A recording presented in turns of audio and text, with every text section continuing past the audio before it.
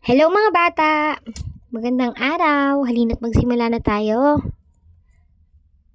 Ating balikan. Ulitin natin ang mga hayop na ating tinalakay kahapon. Natatandaan niyo pa ba ang mga hayop na lumilipad? Magaling! Ngayong araw na to, ang ating mensahe ay nalalaman ko ang mga bahagi ng katawan ng mga hayop. Narito ang mga bahagi ng katawan ng hayop. Ang mga hayop ay may mata, ilong, bibig, at tainga. May mga hayop na walang paa. Gamit nila ang kanilang mga katawan sa kanilang paggalaw.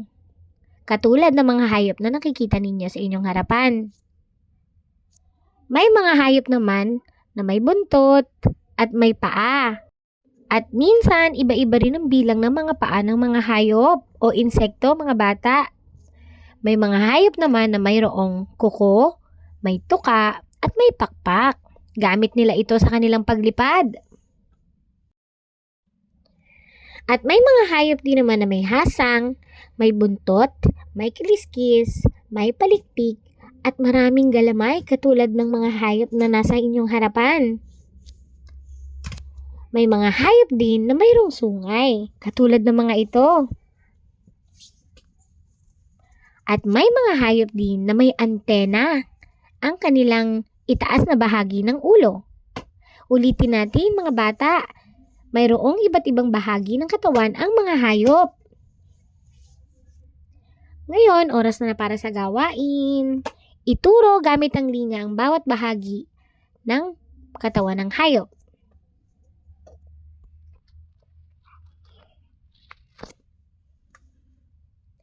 Pagkilala sa mga letra. Balikan natin ang tunog ng letrang W.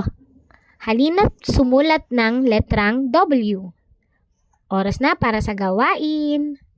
Bakatin ang malaki at maliit na titik W. At ito naman ang inyong Friday activity, mga bata. Pagkilala sa mga bilang.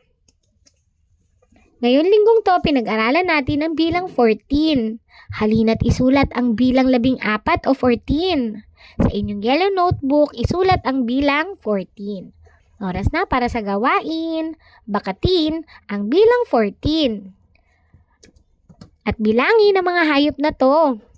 At para naman sa ating wrap-up time mga bata, ngayong araw na to, tinalakay natin ang iba't ibang bahagi ng katawan ng mga hayop. Hanggang sa muli, paalam!